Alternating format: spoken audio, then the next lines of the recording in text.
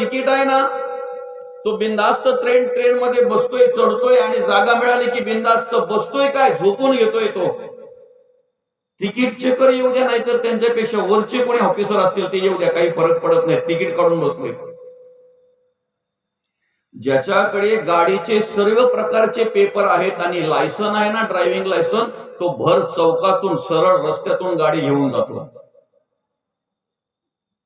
ज्याच्याकडे काही पेपर अपुरे आहेत ना, लायसन नाही ना, त्याला शॉर्टकट रस्ता गाठावा लागतो जेव्हा चौकामध्ये आरटीओ दिसतात त्यावेळेला. बरं का,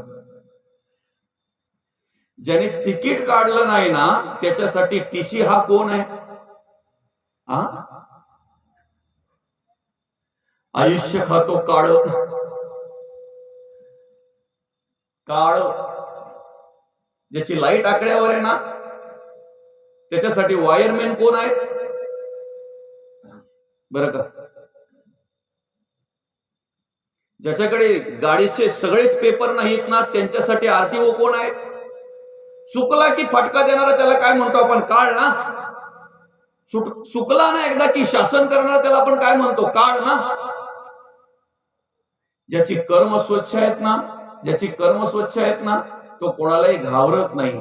पण ज्याची कर्म घाणेरडी आहेत ना, जो अधर्माने वागतो ना, जो अनितीने वागतो ना, त्याच्या मनामध्ये, त्याच्या अंतःकरणामध्ये भीती असतेच असते.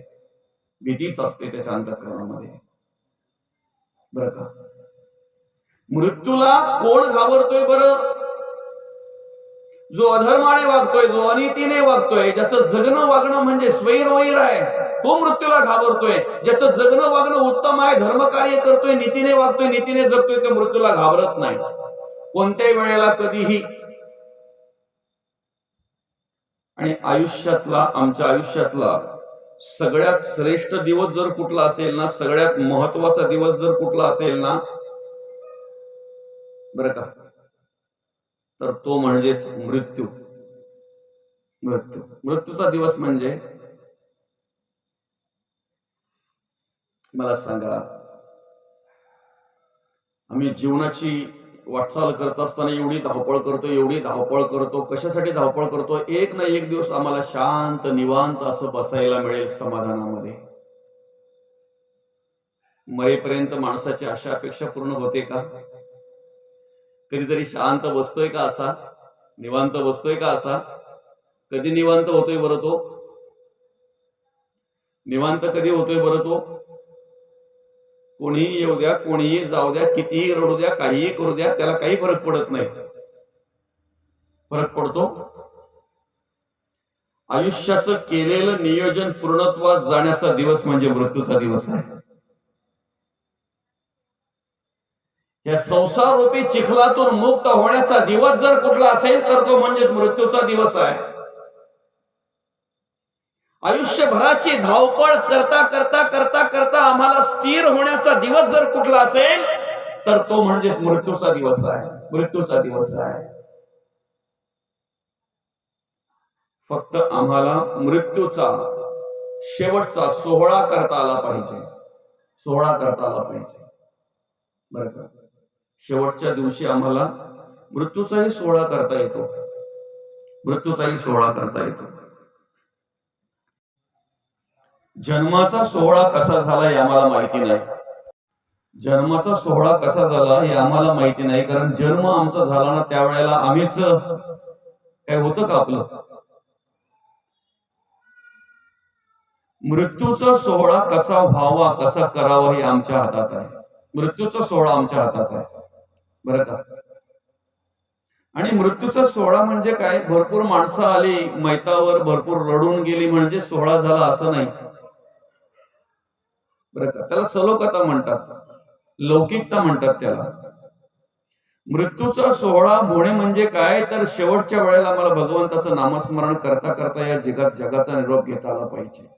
आम्हाला कुठल्याही प्रकारे मायेने स्पर्श करता कामा नये. आम्हाला कुठल्याही प्रकारे देहबुद्धीने स्पर्श करता कामा नये. आम्हाला कुठल्याही प्रकारे वाईट विचाराने, वाईट वासनाने त्यावेळेला स्पर्श करता कामा नये. त्याला म्हणतात मृत्यूचा सोहळा. त्याला म्हणतात मृत्यूचा सोहळा. आणि म्हणून मग काय करायचंय आम्हाला? जे करायचं आहे ना त्याची ओळख जगद्गुरु तुकोबा पहिल्या चरणामध्ये करून देतात. काय? क्षणक्षणा हाची करावा विचार. जीवनाच्या आयुष्याच्या मार्गावर वाटचाल करत असताना मी काय केलं पाहिजे? एक स्मरण ठेवलं पाहिजे, एक आठवण ठेवली पाहिजे. हाच विचार आम्ही केला पाहिजे. कुठला विचार आम्ही केला पाहिजे? तरावया पार भवसिंधू. हा संसारूपी भवसिंधू आम्हाला तरुण जायचा आहे. हा संसारूपी भवसिंधू आम्हाला पार करायचा आहे. पण तो कधी करता येईल? आमच्या अंतःकरणामध्ये जर परमार्थाचा विचार, देवाचा विचार असेल तर. हाची करावा विचार. जो विचार जगद्गुरु तुकोबांनी केला, जो विचार माऊली ज्ञानोबांनी केला, जो विचार शांती ब्रह्मनाथ महाराजांनी केला, जो विचार कान्होपात्रा बहिणाबाई, मुक्ताबाई, जनाबाई यांनी जो विचार केला, तो विचार आमच्या अंतःकरणामध्ये आला पाहिजे. मोकळा होण्याचा विचार, मुक्त होण्याचा विचार, मुक्त होण्याचा विचार. बरं का? एक श्रीमंत माणूस होता, खूप श्रीमंत माणूस होता, आणि एवढी संपत्ती त्याच्याकडे होती की काही केल्या त्याच्या आयुष्यात संपणार नाही, एवढी संपत्ती होती. काही केल्या त्याच्या आयुष्यात संपणार नाही, एवढी श्रीमंती, एवढी श्रीमंती त्याच्याकडे होती. बरं का? आता एवढं असल्यामुळे तो नेहमीच विचार करायचा, त्याच्या मनामध्ये एक विचार यायचा, एवढं सगळं आहे, आयुष्यात किती कसंही जरी खाल्लं, कसंही जरी उधळलं तरी माझ्या तरी आयुष्यात संपणार नाही, एवढी श्रीमंती आहे, एवढी संपत्ती आहे. मग एक विचार त्याला सतत सतवायचा, एक विचार त्याच्या मनामध्ये सतत यायचा आणि तो नर्वस व्हायचा, नाराज व्हायचा. शेवटी एक दिवस देवाची भेट झाली, आणि भेट झाल्यानंतर देवाला त्याने सांगितलं, हात जोडून विनंती केली, देवा तू सगळं काही बरोबर केलंय, सगळं काही बरोबर केलंय, पण ह्या सगळ्या सृष्टीची निर्मिती करत असताना मात्र एक मोठी चुकी आपल्याकडून झालेली आहे.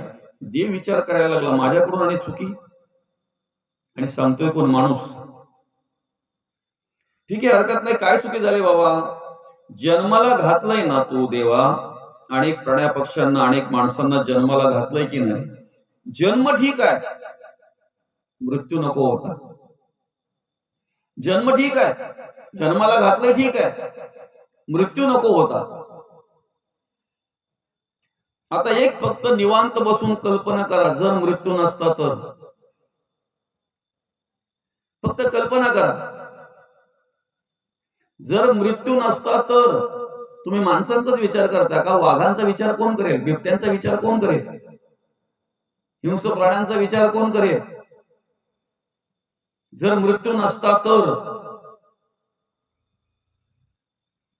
माणसाने माणसाला खाल्लं असतं. बाकी प्राणी पक्षी तर लांबच जाऊ द्या. आणि ठीक आहे, मग त्याचं ऐकल्यानंतर देवाला वाटलं की मग याच्या भ्रमाचं निरसन आपण केलंच पाहिजे. त्याची काही शिल्लक होती, काही मागच्या जन्माची, काही मागची पूर्व पुण्याई होती त्याची, आणि म्हणून त्या पुण्याईचा विचार करून, त्याच्या संचिताचा विचार करून देवाने सांगितलं, ठीक आहे सर, लोकांचं काही मला माहित नाही, बाकी जीवजंतूंचं काही मला माहित नाही, तुला अमर ठेवतो, मी तुला अमर ठेवतो, तुला मृत्यू येणार नाही. जा, तू मृत्यूला घाबरतोय ना, तुला असं वाटतंय ना मृत्यू नको आहे, ठेवलं, चल तुला तसं ठेवलं. 40-50 वर्षापर्यंत ठीक आहे. 50च्या पुढे ज्या वेळेला केस पिकायला लागली, शेवटी केस पिकायला लागल्यानंतर मग त्याने काय करायला लागला माहितीये का? आपल्यासारखी डाय करायला लागला तो केसांना, हिरडाय, केस काळी केली. नंतर काळांतराने दात हालायला लागले, पडले, कवळी लावली, डोफे दुखायला लागले, कंबर दुखायला लागली, दिवसेंदिवस वृद्ध होत गेला, दिवसेंदिवस वृद्ध होत गेला. आणि आपण पाहतोय, अतिशय वृद्ध अवस्था जर प्राप्त झाली ना, अतिशय जर म्हातारपण जर आलं ना तर मग आपण कित्येकांची अवस्था पाहतोय, त्या म्हातारपणातली, त्या वृद्धापकाळातली अवस्था त्यांची पाहतोय. बरं का? शेवटी शेवटी देह क्षीण झाला, स्वतःला काही करता येत नाही, घरातले लक्ष देत नाहीत, वेळेवर कुठल्याही प्रकारच्या आशा अपेक्षा पूर्ण होत नाही, पैसा भरपूर आहे, संपत्ती भरपूर आहे, व्याधी जडल्या गेल्या, आजार जडले गेले, स्वतःचं शरीर स्वतःला साथ देत नाही. अशा वेळी मग काय झालं, आता अशी अवस्था प्राप्त झाली की मुलं सुद्धा त्याच्याकडे पाहत नाहीत, त्याची सेवा करत नाहीत, सुना सुद्धा त्याच्याकडे पाहत नाहीत, सेवा करत नाहीत, बाई कधीच निघून गेली, नातवंड चेष्टा करायला लागली, शेजारी चेष्टा करायला लागले. आता मात्र तोच देवाला पुन्हा एकदा प्रार्थना करायला लागला, देवाला विनंती करायला लागला, देवाला हाका मारायला लागला. देवाने विचार केला, काही काळापूर्वी हाच मनुष्य मला हाका मारायचा, बोलवायचा, मला सांगायचा, त्यावेळेला त्याला मृत्यू नको होता म्हणून तो मला हाका मारत होता, आता का हाका मारतोय बरं? काही काळांतराने ज्या वेळेला देव पुन्हा येऊन त्याच्या पुढे उभे राहिले ना, त्यावेळेला देवाला साष्टांग नमस्कार करून स्वतःहून सांगायला लागला, देवा मला मृत्यू हवाय, मला जायचंय, मला मृत्यू हवाय, जगणं कठीण झालंय, जगणं मरण्यागत झालंय आणि म्हणून मेलेलं बरं असं वाटतंय. तेव्हा मग देवाने सांगितलं, जे आहे ते बरोबर आहे ना?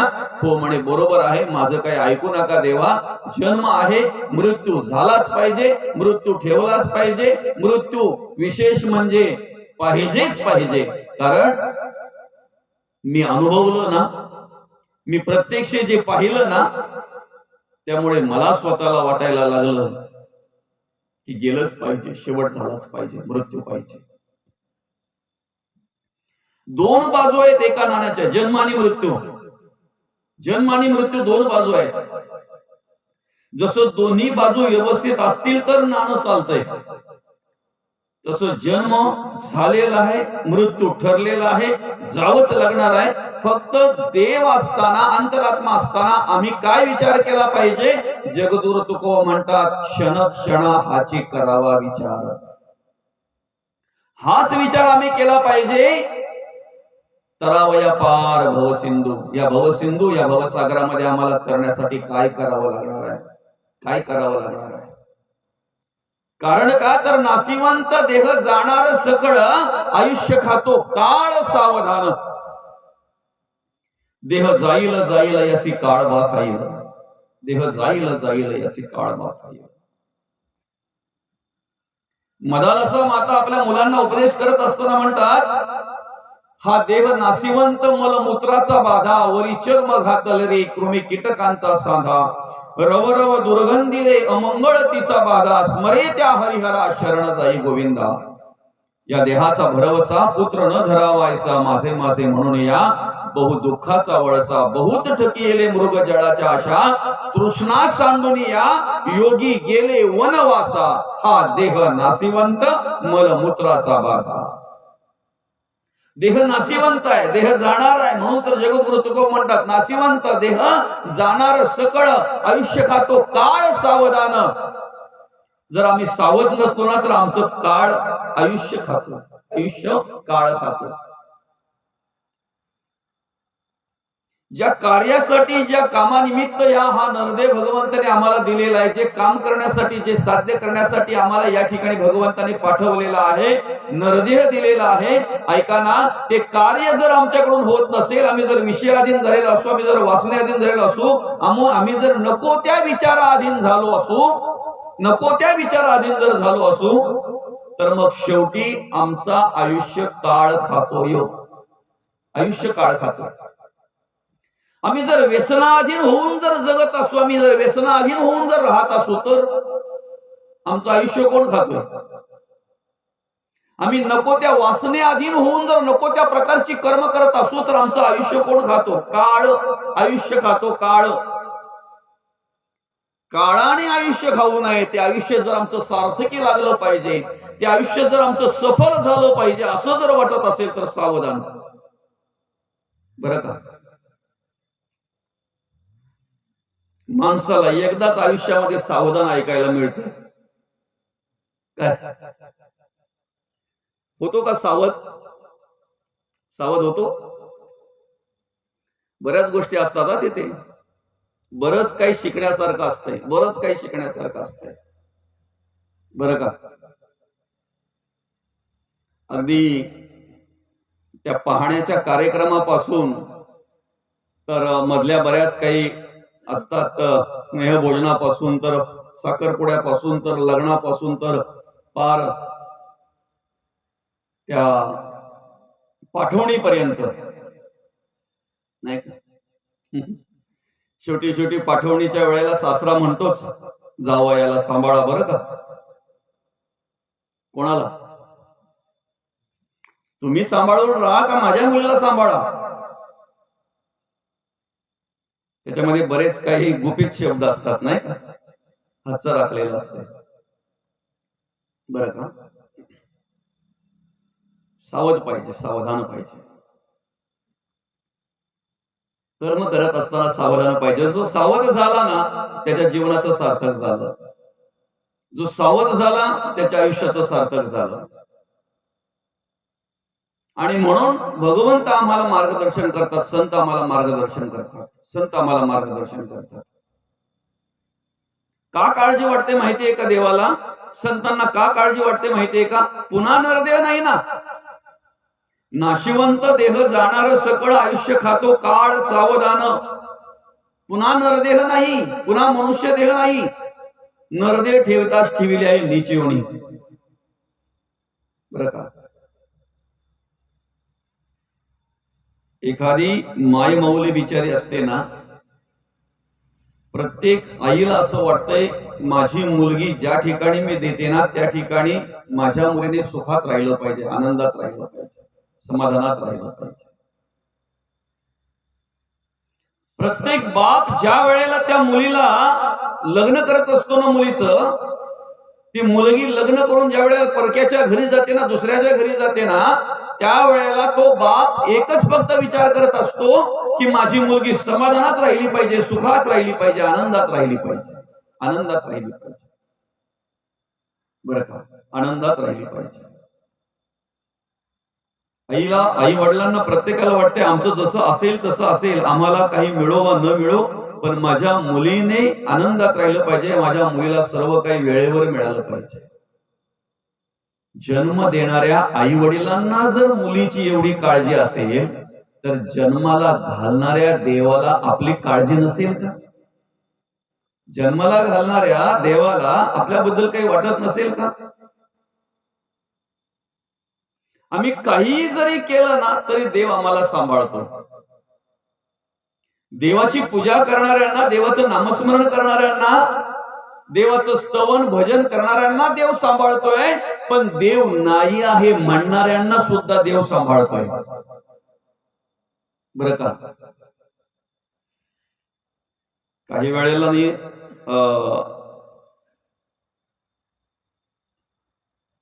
काही माणसं स्वाभिमानामध्ये राहत असतात, स्वाभिमानामध्ये जगत असतात. बरं का? पण अशा स्वाभिमानी माणसांना सुद्धा काही वेळेला जावयांचं सहन करावं लागतंय, ऐकावं लागतंय. बरं का? त्यांना प्रत्युत्तर करण्याचं सामर्थ्य त्यांच्यामध्ये असतंय, त्यांना समजवण्याचं सामर्थ्य त्यांच्यामध्ये असतंय.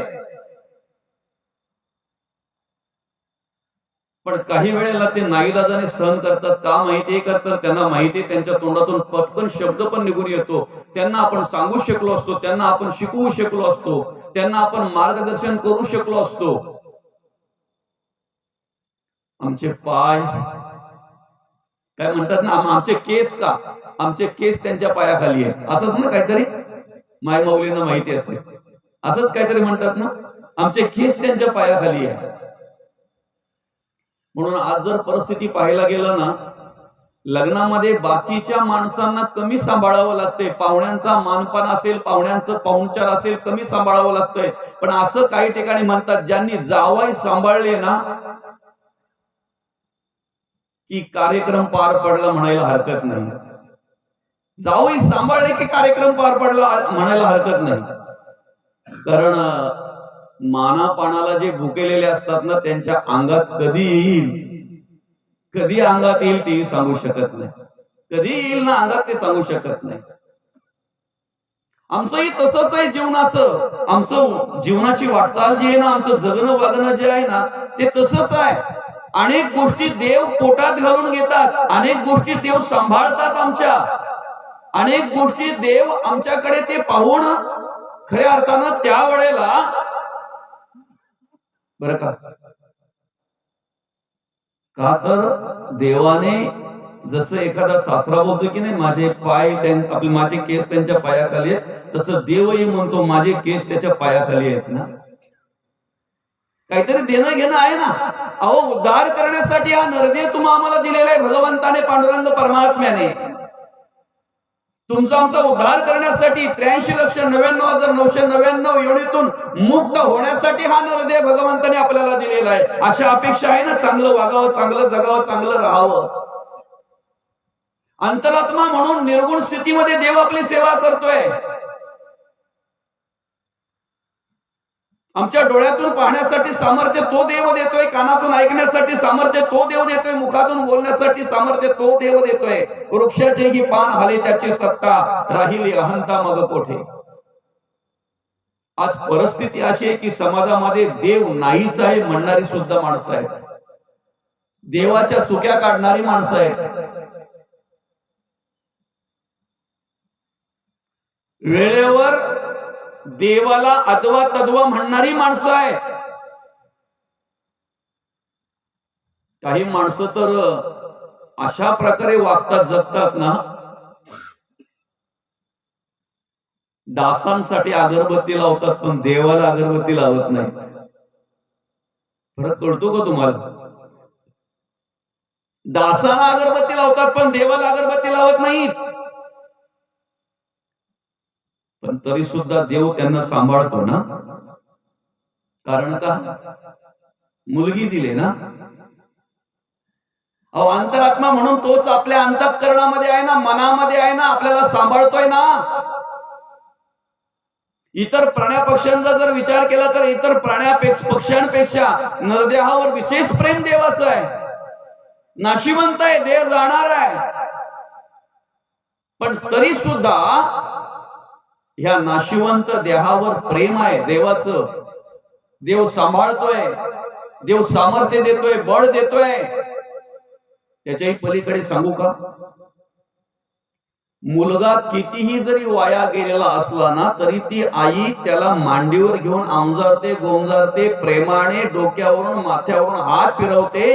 कारण आई प्रत्येक वेळेला त्या मुलाला चांगल्या प्रकारे शिकवत असते, मार्गदर्शन करत असते. आईला फक्त एकच अपेक्षा असते, आज ना उद्या माझा मुलगा सुधरेल, आज ना उद्या माझ्या मुलामध्ये परिवर्तन होईल. हे जसं आईला वाटतंय ना, तसं देवाला सुद्धा अशा अपेक्षा आहे, आज ना उद्या कधीतरी तो माझा होईल, कधीतरी तो माझा होईल.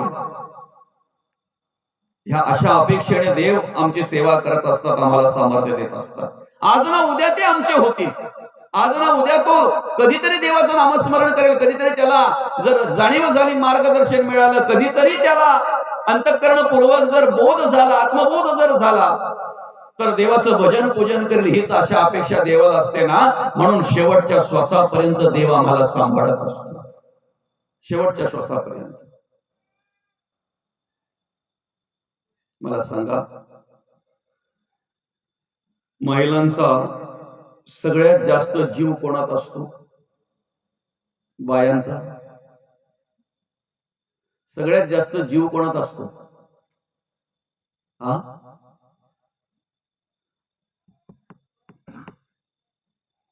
सगळ्यात जास्त जीव जावयात असतो. जावाई येणार माहीत झाला ना की बिचारी काय करेल, कुठून काय काय काय खायला घालू, का माहितीये का, का माहितीये का, माझ्या मुलीला सुखात ठेवावं, हीच एक अपेक्षा असते प्रत्येक महिलेची. तसंच देव आमच्यावर प्रेम करतात, देव आम्हाला सांभाळतात, देव आम्हाला बळ देतात. त्याला कारण काय माहितीये का? सांभाळलं पाहिजे ना, त्या अंतरात्म्याचा विचार आम्ही केला पाहिजे, त्या अंतरात्म्याचं भजन पूजन आम्ही केलं पाहिजे ना. आणि ते जर करायचं असेल तर आम्ही काय केलं पाहिजे? मग जगद्गुरु तुकोबा म्हणतात, संत समागमे धरावी आवडी, करावी तातडी परमार्थाची. आम्ही सत्संग केला पाहिजे, आम्ही संतांच्या संगतीला राहिलो पाहिजे, आम्ही संतांच्या संगतीला राहिलो पाहिजे. कारण संतांची संगती मनोमार्ग गती, आकडावा श्रीपती येणे पंथी. संतांच्या संगतीला जर आम्ही राहिलो बरं का, तर आमच्या